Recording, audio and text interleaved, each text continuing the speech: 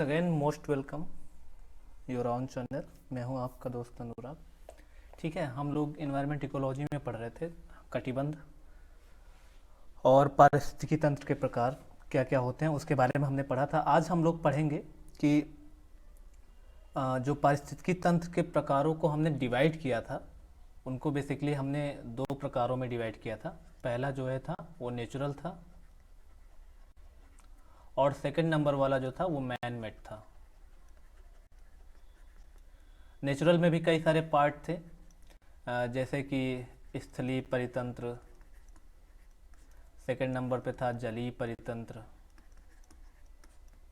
Okay, स्थलीय में हमने वन को कहा था, उसके अलावा जो है घास का मैदान था, उसके अलावा जो है मरुस्थल था, एक लास्ट था टुंड्रा। ये थे स्थलीय परितंत्र के उदाहरण। और जलीय में हमने डिवाइड किया था जलीय को, एक फ्रेश वाटर था, फ्रेश वाटर इकोसिस्टम, और सेकेंड था जो उसको कहते थे marine water ecosystem, marine ecosystem. और जो लास्ट था गाइस उसको बोल रहे थे हम ट्रांजिशनल इकोसिस्टम, या इसको हिंदी में कहते हैं संक्रमणकालीन परितंत्र। संक्रमणकालीन परितंत्र। तो बेसिकली ये थे जो जिसको हमने डिवाइड किया था। आज हम उसके अलावा मैन मेड की बात करें, अगर मैन मेड को भी थोड़ा शॉर्ट में जान लेते हैं तो मैन मेड को हमने दो पार्टों में डिवाइड किया था। एक था कि सौर ऊर्जा पर आधारित इकोसिस्टम, और दूसरा था जीवाश्म ईंधन पे आधारित, जीवाश्म ईंधन पे डिपेंडेंट। ठीक है, तो अब सौर ऊर्जा पे आधारित जैसे धान का खेत हो गया, इसके अलावा जो है कृत्रिम तालाब, एक्वाकल्चर वगैरह हो गया एग्जाम्पल के तौर पे, और जो जीवाश्म ईंधन पे वो नगरीय और औद्योगिक परितंत्र हो गया। तो इसकी तो हम बात कर चुके थे, इसको आप देख लीजिएगा जाके। आगे हम लोग बात करते हैं जो हमारा पहला परितंत्र है स्थलीय परितंत्र में, उसको कहते हैं वन। तो आज हम लोग वन के बारे में पढ़ेंगे। ओके, आई होप कि आपको समझ में आ रहा होगा। हट जा भाई। ओके, इसको मिटा देते हैं।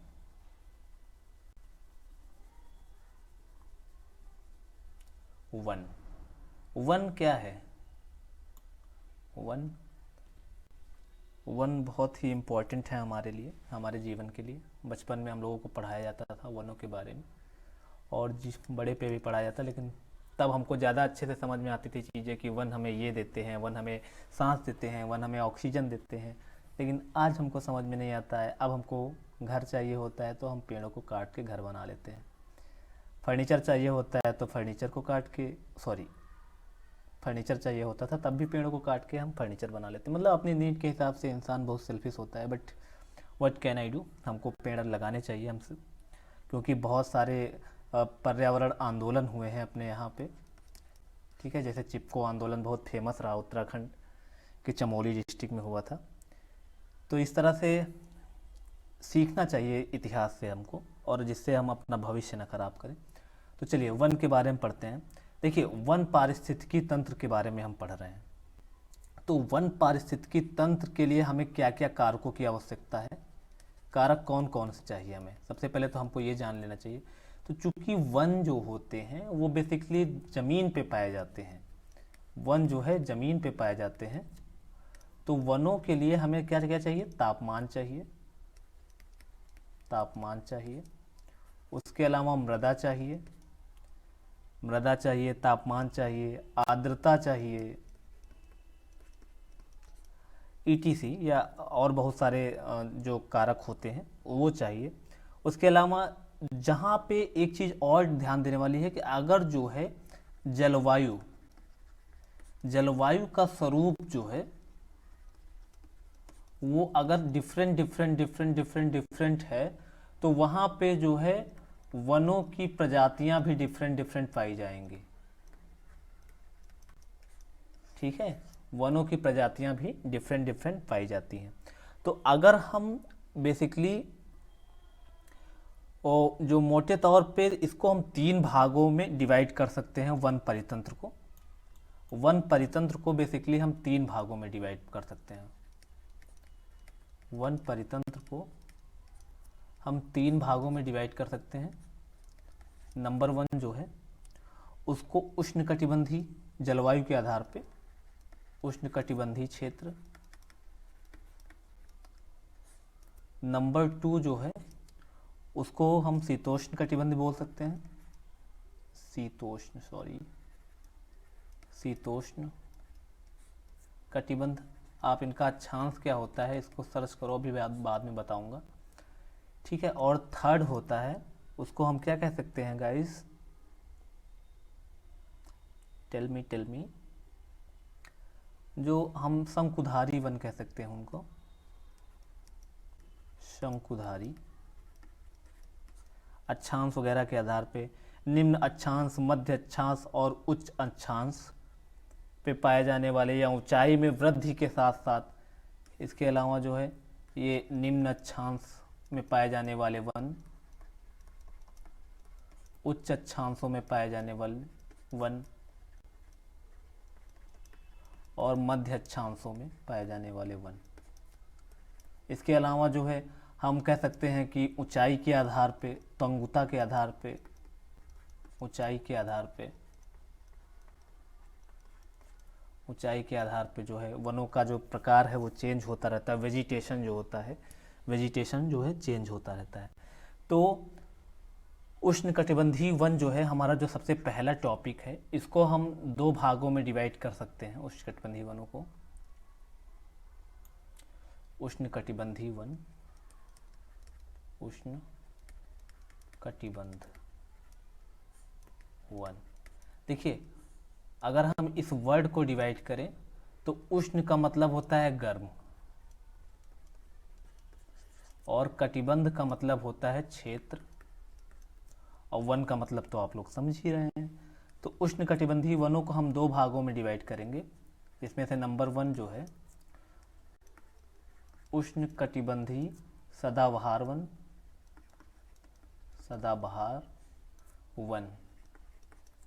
और सेकंड नंबर पे है उष्णकटिबंधीय पर्णपाती वन, ठीक है। तो सदाबहार जो है मतलब जो साल भर खिला भी, जैसे आपके कुछ दोस्त होंगे कि वो कभी दुखी ही नहीं होते होंगे, तो उनको हम सदाबहार कह सकते हैं। वो साल के 12 मास जो है, 12 महीने तो वो एकदम मस्ती में रहते हैं, एकदम इंजॉइंग नेचर होता है उनका, तो उनको हम सदाबहार कह सकते हैं। तो जो उष्णकटिबंधीय सदाबहार वन होते हैं ये भी एकदम इंजॉइंग नेचर के होते हैं, साल भर हरे भरे बने रहेंगे, ठीक है। अगर यहाँ पे चलो इसको हम यहाँ से कर लेते हैं, हाँ, तो साल भर हरे भरे रहेंगे, ओके। यहाँ पे जो एवरेज रेनफॉल है या जो कि औसत वार्षिक वर्षा है, औसत वार्षिक वर्षा जो है वो कितने सेंटीमीटर होती है गाइस, हमेशा याद रखिए 200 सेंटीमीटर से अधिक रेन जहाँ पे होती है उन क्षेत्रों में कैसे वन पाए जाते हैं, उष्ण कटिबंधीय सदाबहार वन, ठीक है, ओके। अगर यहाँ की जो मृदा है उसकी बात करें तो सामान्यतः यहाँ पे जो है लेटेराइट मृदा पाई जाती है, लेटेराइट मृदा पाई जाती है। लेटेराइट मृदा जो है ये बहुत ज़्यादा उपजाऊ तो नहीं होती है, कृषि की दृष्टिकोण से अच्छी नहीं होती है, मतलब उपजाऊपन इसमें कम होता है, कम उपजाऊ होती है, लेकिन वनों के विकास के लिए ये अच्छी, ठीक होती है, बढ़िया होती है। और यहाँ पे जो है एक जो गतिविधि होती है उसको कहते हैं निछालन। ये विशेषताएं हैं भाई साहब उष्णकटिबंधीय सदाबहार की वन की, यहाँ पे निछालन होता है। निछालन क्या मतलब होता है, देखिए यहाँ पे वर्षा बहुत ज़्यादा होती है ना, वर्षा जो है यहाँ पे बहुत ज़्यादा होती है, तो क्या होता है, जैसे ये हमारी मृदा की परत हो गई, ठीक है, तो जब बहुत ज़्यादा रेनफॉल होगा यहाँ पे तो क्या होगा, जो यहाँ के पोषक तत्व होते हैं, यहाँ के जो पोषक तत्व होते हैं वो क्या है, वो नीचे आ जाते हैं, वो कहाँ नीचे चले जाते हैं, मतलब जो परतें होती हैं उन परतों में वो नीचे की तरफ चले जाते हैं या बह जाते हैं, ओके। निचले जो परतें होती हैं उनको संस्तर कहते हैं, क्या कहते हैं, संस्तर, संस्तर। तो मतलब जो है वो निछालन गतिविधि के द्वारा, जिसको लीचिंग भी कहते हैं, और पोषक तत्व मृदा के निचले संस्तरों में चले जाते हैं, इसी को कहते हैं निछालन। ओके, आप बहुत कॉमन सा एग्जांपल देता हूँ कि आप धान का जो कारखाना होता है, धान कूटने वाला कारखाना, वहाँ पे आप गए होंगे तो वहाँ पे ऐसे बहुत सारे चलने बने होते हैं। तो आपने देखा होगा ऊपर से धान कूट कूट के गिरता रहता है, तो यहाँ पे कंकड़ पत्थर अलग हो जाते हैं। ओके, नीचे वाले जो स्तर है वहाँ पे दूसरी चीज़ें अलग हो जाती हैं, और नीचे वाले पे है तो वहाँ पे और छोटी मोटी चीज़ें अलग हो जाती हैं, और लास्ट वाला जो होता है वहाँ पे धान गिरता है। ओके, तो सेम ऐसे ही है, कई सारी परतें होती हैं।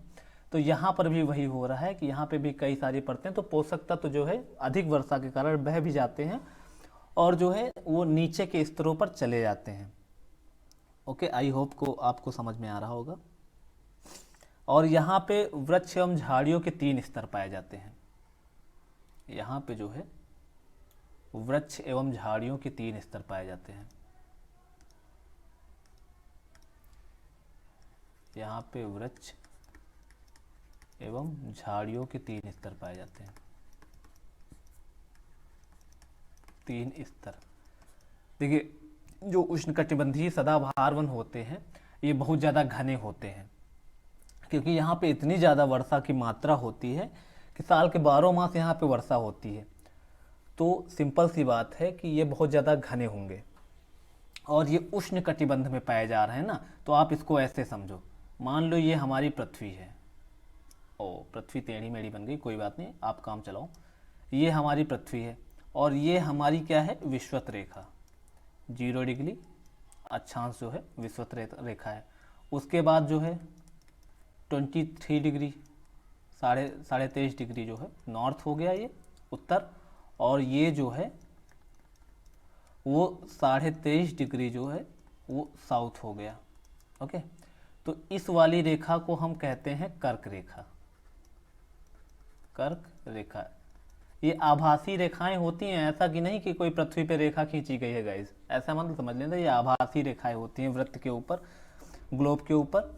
और ये जो है हमारी बीच वाली रेखा क्या है, ये है विषुवत रेखा, विषुवत रेखा,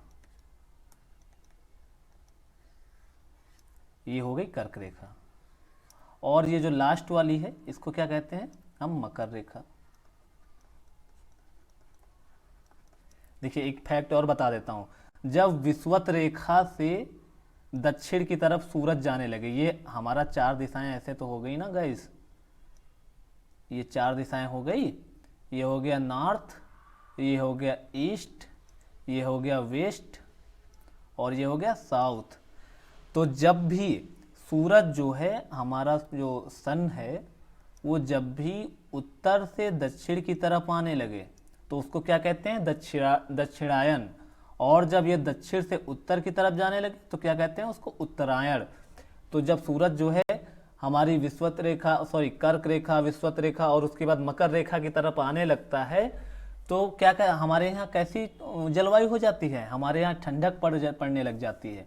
और जब ये उत्तर की तरफ जाने लगता है तो फिर से हमारे यहाँ गर्मी हो जाती है। खैर, ये तो दूसरी बातें हैं। ओके, चलो, हम क्या पढ़ रहे थे, हम पढ़ रहे थे अक्षांश और कटिबंध। तो देखिए, ये विषुवत रेखा हो गई। अब विषुवत रेखा जो हो गई तो यहाँ पे 23.5 डिग्री जो है विषुवत रेखा से 23.5 डिग्री, ये कर्क रेखा जो है, तो ये कैसा क्षेत्र है, ये उष्ण कटिबंध का क्षेत्र है। और इसी तरह साउथ में भी 23 डिग्री नॉर्थ से लेके विषुवत रेखा, फिर 23 डिग्री साउथ तक, इसको क्या कहते हैं, उष्ण कटिबंध। और सबसे ज्यादा सदाबहार इसी कटिबंध में पाए जाते हैं गाइस। ओके, आई होप को आपकी समझ में आ रहा होगा आपको। अब आगे चलते हैं, चलो, तो कुछ और विशेषताओं की बात कर लेते हैं उष्णकटिबंधीय सदाबहार वन की। उष्णकटिबंधीय सदाबहार वन,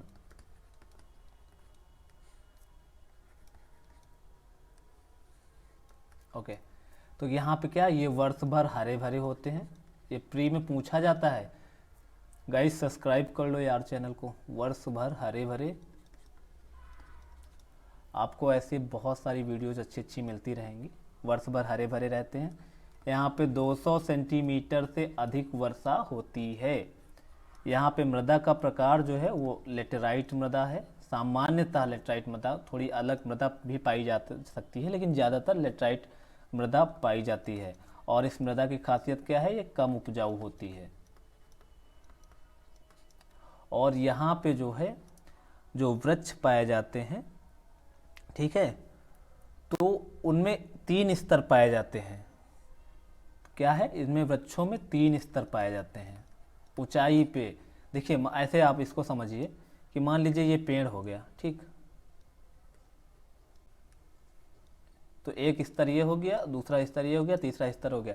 मतलब इतना ज़्यादा बारिश, पोषक तत्व और इतना ज़्यादा गर्मी रहती है यहाँ पे, आर्द्रता रहती है कि यहाँ पे बहुत घने सघन वृक्ष होते हैं, जिसकी वजह से यहाँ पे छतरी नुमा जो है आकृतियाँ बन जाती हैं वृक्षों में।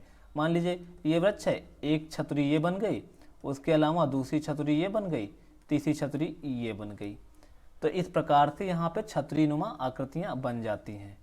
ओके, तो इसी को स्तर कहते हैं। यहाँ पे बहुत सारे वृक्षों के स्तर पाए जाते हैं, और जिसकी वजह से क्या होता है कि सूरज की रोशनी जो है वो ज़मीन तक नहीं पहुँच पाती है। अगर उदाहरण की बात करें यहाँ पे कौन कौन से वृक्ष पाए जाते हैं। ओके, तो महागोनी हो गया, महोगनी हो गया, उसके अलावा आबनूस हो गया। आबनूस का पेड़ होता है, आप इनकी इमेज जो है आप सर्च करना खुद। आबनूस हो गया, रोजवुड हो गया। रोजवुड दुनिया का सबसे विशाल पेड़ है। ये एक हमने बहुत छोटी क्लासेस में पढ़ा था कि ये इतना विशाल पेड़ है कि इसके तने को काट करके बीच से हाईवे बनाया गया है। ओके, तो ये बेसिकली 3-4 पेड़ हो गए। ओके, और जैसे यहाँ पे स्तर की बात हुई, ठीक है, यहाँ पे स्तर की बात हुई, तो ऐसे ऐसे पेड़ों में स्तर पाए जाते हैं, ऐसे ऐसे पेड़ों में स्तर पाए जाते हैं। तो आप सोचो, जब सूरज की रोशनी जो है वो नीचे तक नहीं पहुँचेगी, तो नीचे वाले पेड़ कैसे होंगे, नीचे वाले पेड़ छोटे होंगे, उसके नीचे वाले पेड़ और छोटे होंगे। ओके, तो इस प्रकार से देखा जाए तो यहाँ पे वृक्षों में भी स्तर पाए जाते हैं। और जो सबसे नीचे जो यहाँ पे सबसे नीचे पाए जाते हैं उनको कहते हैं लताएं। उसको क्या कहते हैं, यहाँ पे सबसे नीचे जो है वो लताएं पाई जाती हैं। अगर यहाँ के, अब मान लो पेड़ों की बात तो कर ली हमने, इनके उदाहरण की बात कर ली, अब यहाँ पे जो है, यहाँ पे कैसे जीव पाए जाते हैं इनके बारे में भी तो जानना जरूरी है, क्योंकि पूछा जाता है कई बार, प्री वगैरह में पूछ देता है उष्णकटिबंधीय क्षेत्रों में निम्न में से कौन से जीव पाए जाते हैं, या मिलान करिए कि ये जीव किन क्षेत्रों में पाए जाते हैं, उष्णकटिबंध में या कैसे क्षेत्रों में पाए जाते हैं। तो यहाँ पे जीवों की बात करें तो यहाँ पे हाथी पाए जाते हैं, गैंडा पाया जाता है। ओके, जंगली सुअर पाया जाता है। इसके अलावा शेर भी पाए जाते हैं ऐसे क्षेत्रों में आदि। टाइगर हो गए, बहुत सारे ऐसे जीव पाए जाते हैं। अच्छा, अब इन वनों के विस्तार की बात करें, क्षेत्र इनका कहाँ कहाँ है, इनके विस्तार की बात करें, इनका क्षेत्र की बात करें, तो देखिए एक जर्नली क्षेत्र जो है अक्षांश के आधार पे कि ये 23 डिग्री, 23.5 डिग्री, और 0 डिग्री से 23.5 डिग्री, 0 डिग्री से 23.5 डिग्री नॉर्थ से लेकर के साउथ तक पाए जाते हैं। ओके, लेकिन अब कुछ स्पेसिफिक क्षेत्रों की बात करें तो जैसे हो गया आपका, सबसे पहले अपने देश की बात करें तो आपका नॉर्थ ईस्ट हो गया,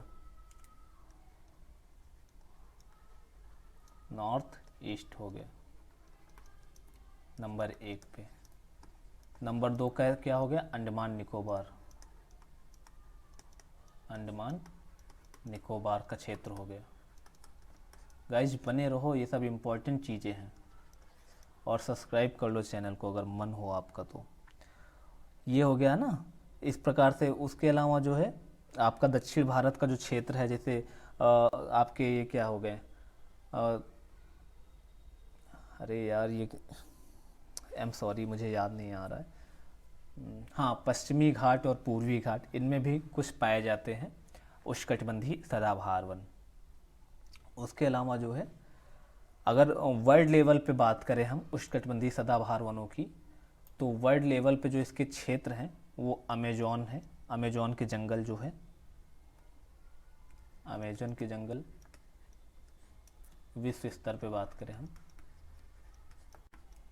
ओके, अमेजन बेसिन कहते हैं जिसको। इसके अलावा जो है कांगो बेसिन। अब आपका काम है कि आप इनको सर्च करिएगा मैप पे, तो आपको चीज़ें और बेहतर हो जाएंगी। कांगो बेसिन हो गया, उसके अलावा अफ्रीका हो गया, ठीक है, जावा हो गया, व सुमात्रा हो गया, Java, Sumatra, Amazon basin, Congo, Africa, ऐसी जगहों पे। और ब्राज़ील हो गया हमारा ना, ब्राज़ील हो गया। तो इस प्रकार से देखें तो ऐसे क्षेत्रों में जो है उष्णकटिबंधीय सदाबहार वन पाए जाते हैं। और ब्राज़ील में जो इन वनों को कहते हैं, नोट कर लो आप, ये वन लाइनर एग्जाम्पल हो सकता है और एग्ज़ाम में पूछा भी जा सकता है कि जो ब्राज़ील है, सॉरी,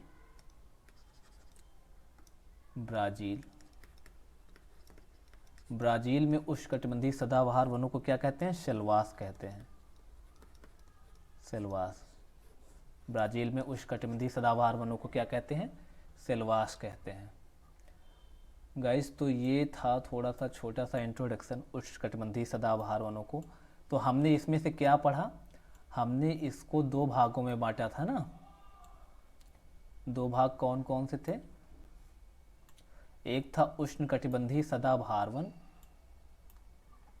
और सेकंड क्या था? उष्णकटिबंधीय पर्णपाती वन। उष्णकटिबंधीय सदाबहार वन और उष्णकटिबंधीय पर्णपाती वन। तो हमने सदाबहार वनों के बारे में तो इस वीडियो में बात कर ली। अब उष्णकटिबंधीय पर्णपाती वनों के बारे में हम नेक्स्ट वीडियो में बात करेंगे। गाइस, आप सब्सक्राइब करो, लाइक करो, अपने दोस्त को सपोर्ट करो। Thank you so much.